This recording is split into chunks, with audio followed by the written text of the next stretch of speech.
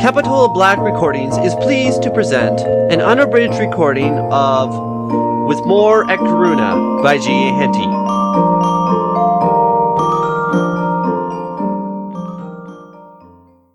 Chapter 20. With the Mayos. The news that Terrance brought to the regiment gave great and general satisfaction. Herrera was delighted to hear that he was to be made a lieutenant colonel in his army. Bull and McWhitty were overjoyed on hearing that they had both been recommended for commissions, and Herrera's troopers were equally pleased. The rank and file felt no less gratification, both at the honor of being attached to the British Army and at the substantial improvement in their condition that this would entail. On the following day, Herrera's friends and Mayo O'Conner left for Lisbon, and the latter astonished Terrence by bursting into tears as she said goodbye to him.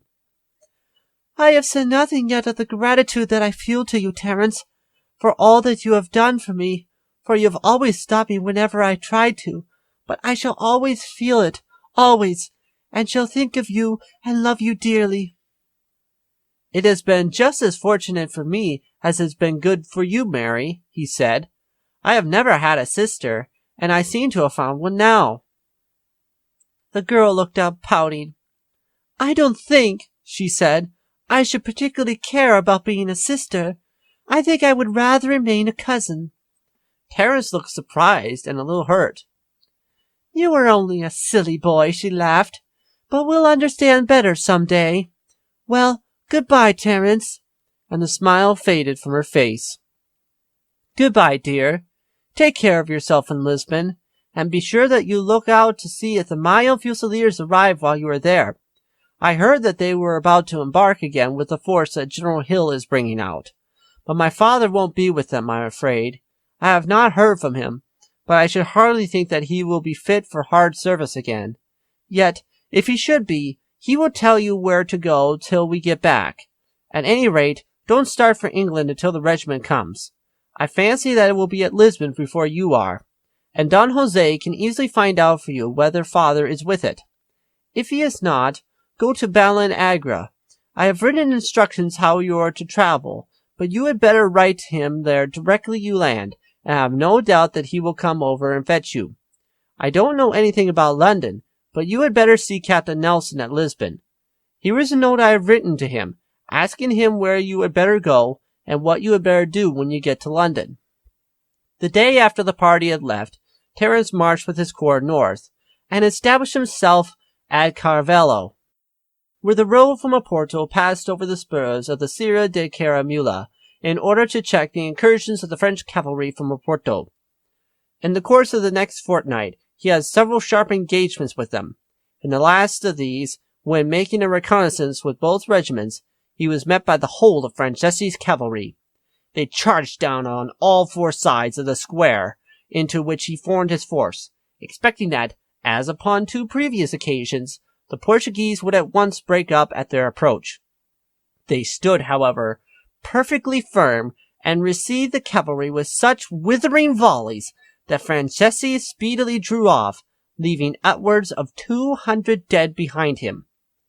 The day after this fight, Terrence received a letter from Mary saying that General Hill had arrived before they reached Lisbon, and that Don Jose had learned that Major O'Conner had retired on half pay.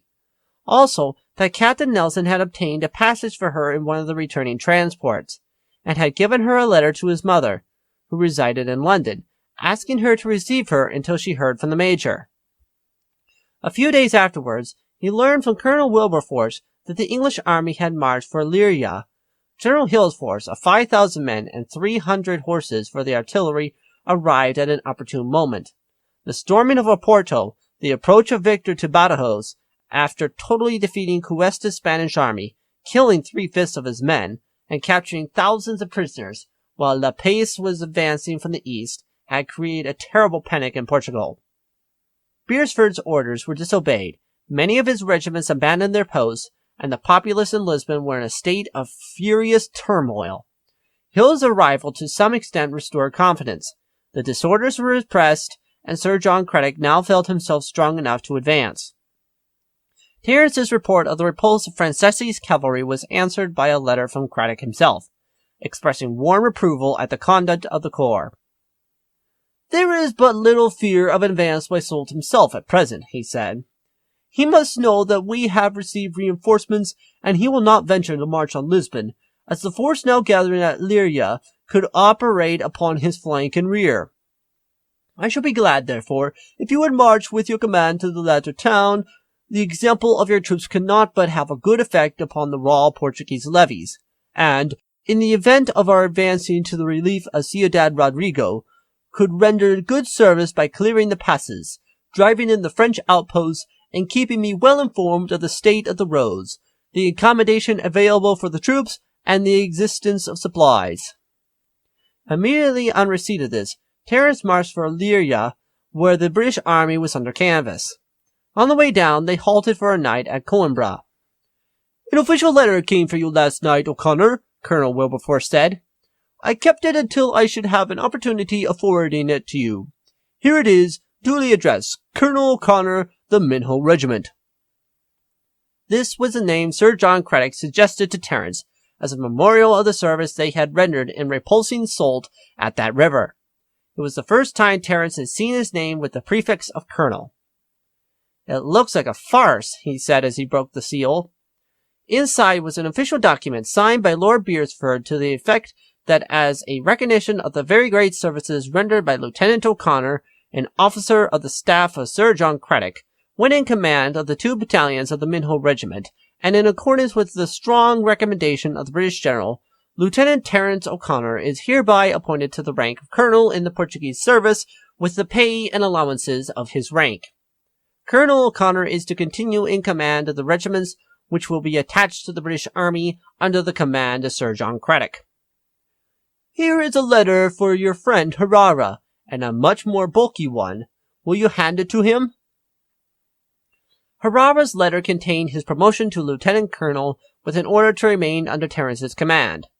Also, 14 commissions, 2 giving Bull and McWhitty the Portuguese rank of major, the remaining being captain's commissions for the 12 troopers. 2 days later they reached Leiria. The April sun rendered shelter unnecessary for the Portuguese, and after establishing them, for the present, a quarter-mile away from the British camp, he went and reported his arrival to the officer in command, and was told that he could not do better than bivouac on the ground he had selected. Leaving the headquarters, he soon found where the Mayo regiment was encamped, and made his way to the officer's marquee. They were just sitting down to lunch, when, at the entry of an officer on the general's staff, the colonel at once rose gravely. O'Grady was the first to recognize the newcomer. "Jabers!" he shouted. "But it is Terrance O'Conner himself!"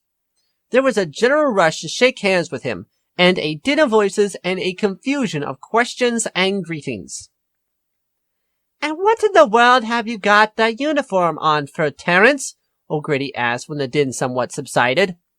"We saw that the general had appointed you as one of his aides de camp when you got here after Corunna, but you would wear your own uniform all the same." "What matters about his uniform, O'Grady?" the others exclaimed. "What we want to know is how he saved his life at Corunna, when we all thought that he was either killed or taken prisoner." "Wait till the lad has got something to eat and drink," the colonel said peremptorily.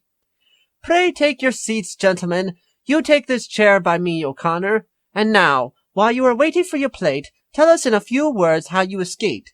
Everyone made sure that you were killed. We heard that Fane had sent you to carry an order, that you had delivered it, and then started to rejoin him. From that time no one saw you alive or dead." "The matter was very simple, Colonel. My horse was hit in the head with a round shot. I went a frightful cropper on some stones in the middle of a clump of bushes. I lay there insensible all night, and coming to in the morning, saw that the French had advanced, and the firing on the hill over the town told me that the troops had got safely on board ship.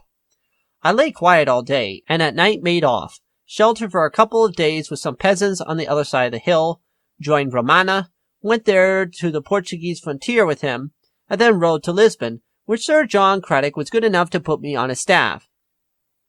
We heard that you had turned up safely at Lisbon, and glad we were, as you may be sure, and a good jollification we had over it.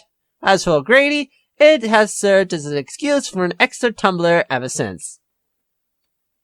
Bad excuses are better than none, Terrence laughed. And if it hadn't been that, it would have been something else. Shut up, you young scamp, O'Grady said. How is it you have not answered my question? Why are you wearing staff officer's uniform instead of your own? Have you not heard, Colonel, Terrence said, that I no longer belong to the regiment? There was a chorus of expressions of regret round the table. And how has that happened, Terrence? The colonel asked. That is bad news for us all, anyway. I was gazetted lieutenant a month ago, Colonel. I suppose you had sailed from England before the Gazette came out? I suppose so, lad. Well, you richly deserve your promotion, if it was only for that affair on board the Seahorse, and you ought to have had it long ago. I am awfully sorry to leave the regiment. It has been my home as long as I can remember, and wherever I may be, I shall always regard it in that light. And so you remain on the staff at present, O'Connor? Well, sir, I am on the staff still, but for the present I am on detached duty. What sort of duty, Terrence? I have the honor to command 2 Portuguese regiments that marched in an hour ago. A shout of laughter followed the announcement. Bedad, Terrence, O'Grady said. That crack on your head hasn't changed your nature, thanks to your thick skull. I suppose it is poking fun at us as you are, but you won't take us in this time. I saw the regiments pass at a distance, the colonel said, and they marched in good order too, which is more than I have seen any other Portuguese troops do. Now you mention it, I did see an officer in what looked like a British uniform riding with the men, but it was too far off to see what branch of the service he belonged to. That was you, was it? That was me, sure enough, Colonel. And what were you doing there? Tell us like a good boy. Absurd as it may appear, and, indeed, absurd as it is, I am in command of those 2 regiments. Again, a burst of incredulous laughter arose. Terrence took out his commission and handed it to the colonel. Perhaps, Colonel, if you will be kind enough to read that out loud, my assurance will be believed. Faith, it was not your assurance that we doubted, Terrence, me boy, O'Grady exclaimed. You had plenty of assurance and to spare. It is a statement we are doubting. The colonel glanced down at the document, and his face assumed an expression of extreme surprise.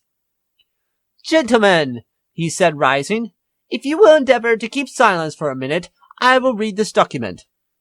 The surprise on his face was repeated on the faces of all those present as he proceeded with his reading. O'Grady was the first to break the silence. In the name of St. Peter, he said, what does it all mean? Are you sure that it is a genuine document, Colonel? Terrence is capable of anything by way of a joke.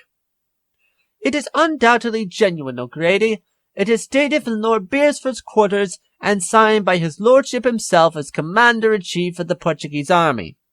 How it comes about beats me as much as it does you.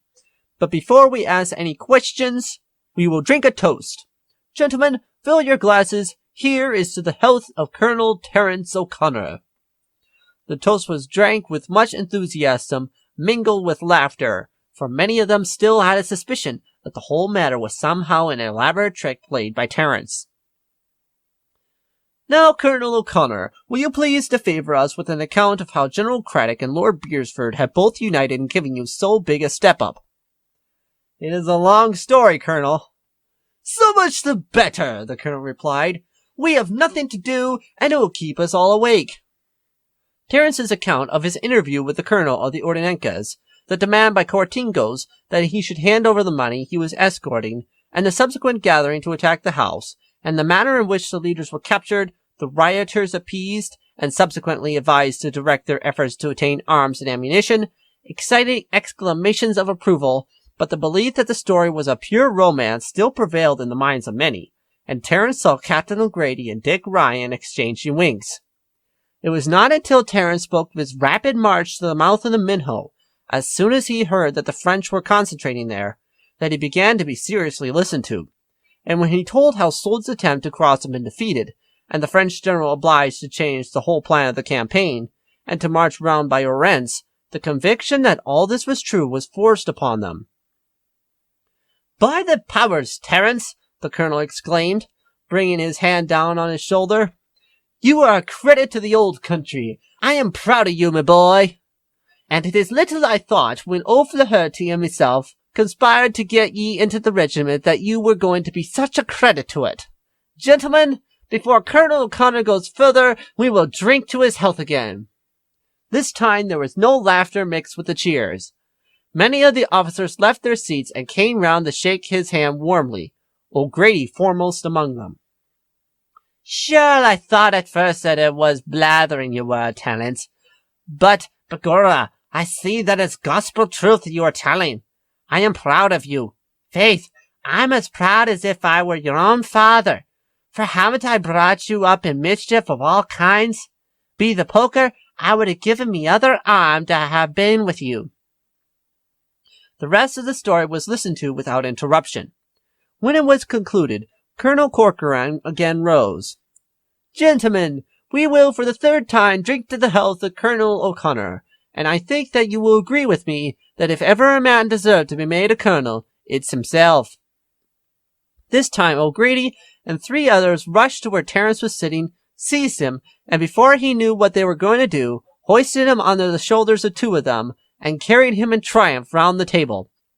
When at length quiet was restored, and Terrence had resumed his seat, the colonel said, "By the way, Terrence, there was a little old gentleman called on me 3 days after we landed to ask if Major O'Conner was with the regiment. I told him that he was not, having gone on half pay for the present on account of a wound.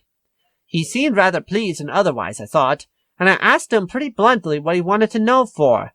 He brought an interpreter with him, and said through him that he hoped that I would not press that question, especially as a lady was concerned in the matter. It bothered me entirely. Why, from the time we landed at the Mondego, till your father was hit at Vilmira, I don't believe we ever had the chance to speak to a woman. It may be that it was some lady that nursed him there after we had marched away, and who had taken a fancy to him. The old man may have been her father, and was perhaps mighty glad to hear that the major was not coming back again." Terrence burst into a shout of laughter. "My dear colonel," he said, "the respectable old gentleman did not call on behalf of his daughter, but on behalf of a cousin of mine, who was wanting to find my father, and Don Jose, who was in charge of her, was glad to hear that he was going to remain in England." "A cousin!" O'Grady exclaimed. "Why, how in the name of fortune does a lady cousin of yours come to be cruising about in such an outlandish place as this?" "That is another story, Colonel, and I have talked until I am hoarse now, so that must keep until another sitting.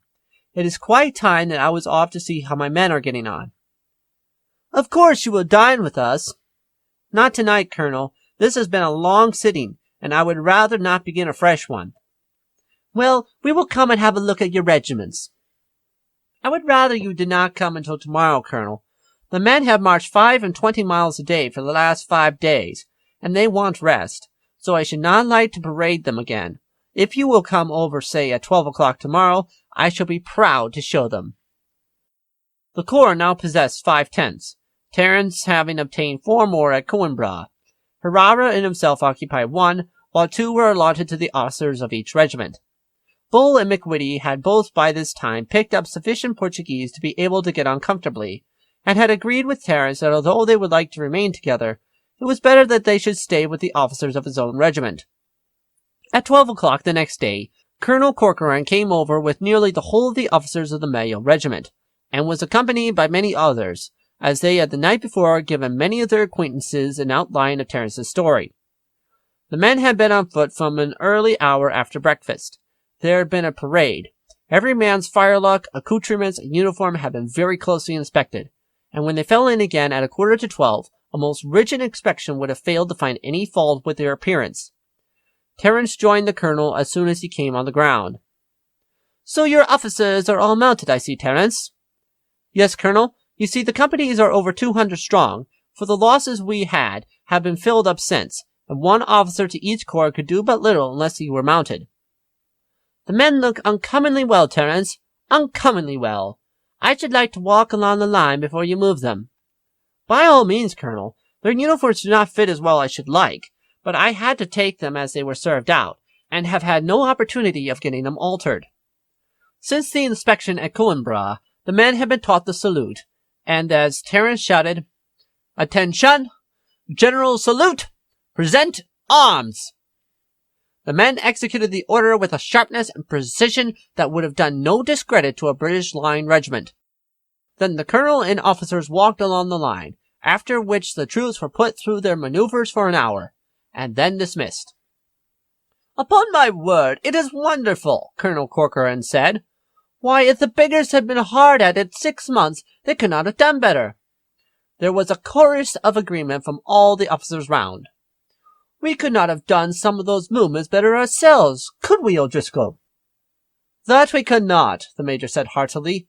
"Another 3 months' work, and these 2 regiments would be equal to our best, and I can understand now how they stood up against the charge of Franceschi's cavalry regiments." "Now, Colonel, I cannot ask you all to a meal," Terrence said. "My arrangements are not sufficiently advanced for that yet, but I managed to get hold of some very good wine this morning, and I hope that you will take a glass all round before you go back to camp." "That we will, and with pleasure, for the dust has well nigh choked me. It is a different thing drilling on this sandy ground from drilling on a stretch of good turf. Of course you will come back and lunch with us, and bring your friend Herrera." Herrera, however, excused himself. He did not know a word of English, and felt that until he could make himself understood, he would feel uncomfortable at a gathering of English officers. After lunch, Terrence was called upon to tell the story about his cousin. Among his friends of the regiment, he had no fear of his venture with the bishop getting abroad, and he therefore related the whole story as it happened. "By my scowl," O'Grady said to him afterwards, "Terrance O'Conner, you take me breath away altogether. To think that a year ago you were just a gossoon, and here ye are a colonel, a Portuguese colonel, I grant, but still a colonel, fighting Soult and holding defiles and making night attacks and thrashing the French cavalry and carrying off a nun from a convent and outwitting a bishop and playing all sorts of diversions. It bates me entirely. There is Dickie Ryan, who, as I told him yesterday, had just the same chances as you had. Just Dickie Ryan still. I told him he ought to blush down to his boots." "And what did he say, O'Grady?" "The young spalpeen had the impudence to say that there was I, Captain O'Grady, just the same as when he first joined, and, barring the loss of an arm, divil a bit the better. And the worst of it is, it was true entirely. If I could but find a pretty cousin shut up in a convent, you would see that I would not be backward in doing what had to be done. But no such luck comes to me at all. "Quite so, O'Grady. I have had tremendous luck, and it has all come about owing to my happening to think it would be a good thing to take possession of that French lugger." "Don't you think it, me boy," O'Grady said seriously. "No doubt a man may have a turn of luck, though it is not everyone who takes advantage of it when it comes. But when you see a man always succeeding, always doing something that other fellows don't do, and making his way up step by step, you may put it down that luck has very little to do with the matter, and that he has got something in him that other men haven't got. You may have had some luck to start with, enough perhaps to have got you your lieutenancy, though I don't say that it was luck, but you cannot put the rest of it down to that." At this moment Dick Ryan came and joined them. "Well, Dickie," Terrence said, "have you had no fun lately in the regiment?" "Not a scramp," Ryan said dismally. "There was not much chance of fun on that long march. On board ship there was a storm all the way. Then we were kept on board the transport at Cork nearly 3 months. Everyone was out of temper, and a mouse could not have dared squeak on board the ship. I have had a bad time of it since the day we lost you." "Oh, well, you will have plenty of chances yet, Dickie." "It has not been the same thing since you have gone, Terrence," he grumbled. "Of course, we could not always be having fun, but you know that we were always putting our heads together and talking over what might be done. It was good fun, even if we could not carry it out. I tried to stir up the others of our lot, but they don't seem to have it in them. I wish you could get me transferred to your regiment. I know that we should have plenty of fun there. I'm afraid that it could not be done, Dickie, though I should like it immensely. But you see, you have not learned a word of Portuguese, and you would be of no use in the world. There it is, you see, O'Grady said. That is one of the points which had no luck in it, Terrence.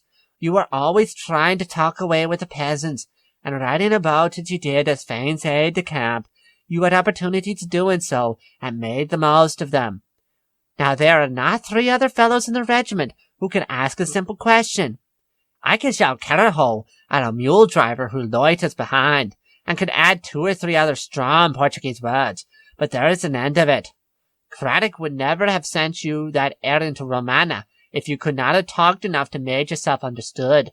You could never have jawed those mutineers and put them out to getting hold of the arms. If Dickie Ryan and I had been sent on that mission, we should just have been as helpless as babies, and should like enough have been murdered by that mob.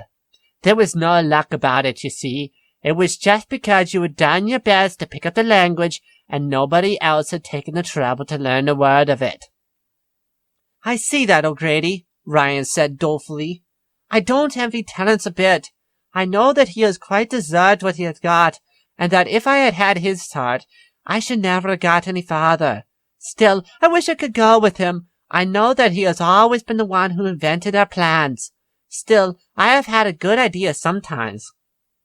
Certainly you have, Dickie, and if I have generally started an idea, you have always worked it up with me. Well, if you will get up Portuguese a bit, and I see a chance of asking for another English officer, say as an adjutant, I will see if I cannot get you.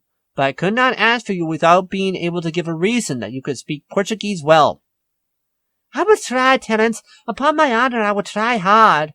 I will get hold of a fellow and begin today. Quite right, Dickie, O'Grady said. Faith, I would do it myself if it wasn't in the first place I'm too old to learn, and in the second place that I never could learn anything when I was a boy. I used to get thrashed every day regularly, but devil a bit of a difference did it make. I got to read and write, and there I stuck. As for the ancients, I was always mixing them up together, and whether it was Alexander or Caesar who marched over the Alps and burnt Jerusalem, devil a bit do I know, and I don't see that if I did know, would do me a ha'porth of good. I don't think that particular piece of knowledge would, O'Grady, Terrence agreed with a hearty laugh. Still, even if you did learn Portuguese, I couldn't ask for you. I don't mind Dickie, because he is only a year senior to me, but if they made me commander-in-chief of the Portuguese army, I could never have the cheek to give you an order. 3 weeks later came the startling news that Sir Arthur Wellesley had arrived at Lisbon and was to assume the command of the army. Sir John Craddock was to command at Gibraltar. There was general satisfaction at the news, for the events of the last campaign had given all who served under him an implicit confidence in Sir Arthur, but it was felt that Sir John Craddock had been very hardly treated.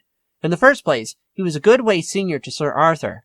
In the second place, he had battled against innumerable difficulties, and the time was now approaching when he would reap the benefits of his labors. To Terrence the news came almost as a blow, for he felt that it was probable he might be at once appointed to a British regiment. Personally, he would not have cared so much, but he would have regretted it greatly for the sake of the men who had followed him. It was true that they might obey Herrera as willingly as he did himself, but he knew that the native officers did not possess anything like the same influence with the Portuguese that the English did, and that there might be a rapid deterioration in their discipline and morale. He remained in a state of uncertainty for a week, at the end of which time he received a letter from Captain Nelson, and tearing it open, read as follows. My dear O'Connor, I dare say you have been feeling somewhat doubtful as to your position since you heard that Sir Arthur has superseded Sir John Craddock. I may tell you at once that he has taken over the whole of Sir John's staff, yourself of course included. I ventured to suggest to Sir John that he should mention your case to Sir Arthur, and he told me that he had intended to take the opportunity of the first informal talk he had with him to do so. The opportunity came yesterday, and Sir John went fully into your case and showed him the reports, and mentioned how he came to appoint you because of the clear and lucid description you gave of the movements of every division of Moore's army. Sir Arthur remembered your name at once, and the circumstances under which he had mentioned you in general orders for your conduct on board the transport coming out. Sir John told me that he said, "There is no doubt that O'Conner is singularly promising young officer, Sir John. The check that he gave Sultan the Minho might have completely reversed the success of the Frenchman's campaign had he had any but Spaniards and Portuguese to oppose him. The report shows that O'Conner has done wonders with these 2 regiments of his, and I shall not think of removing him from their command. A trustworthy native corps of that description would be of the greatest advantage, and will act, like Trant and Wilson's commands, as the eyes of the army. I am much obliged to you for your having brought the case before my notice, for otherwise, not knowing the circumstances, I might very well have considered that the position of a lieutenant on my staff as the commander of 2 native regiments was an anomalous one.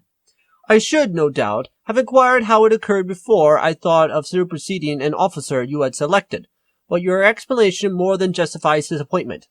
So you see, Terrence, the change will make no difference in your position, and as I fancy Sir Arthur will not let the grass grow under his feet, you are likely to have a lively time of it before long.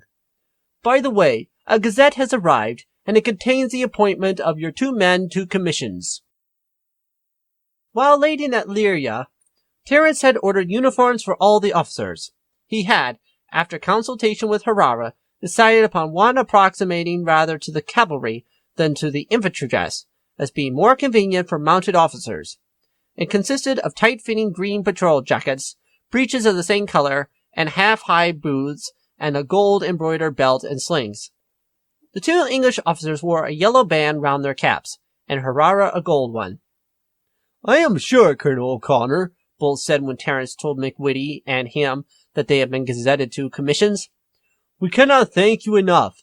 McWhitty and I have done our best, but it has been nothing more than teach and drill to a lot of recruits." "We had 2 or 3 hard fights too, Bull, and I have very good reason for thinking most highly of you, for I should never have got the corps into an efficient state without your assistance, and indeed, I doubt whether I should have ventured upon the task at all if I had not been sure that I should be well seconded by you."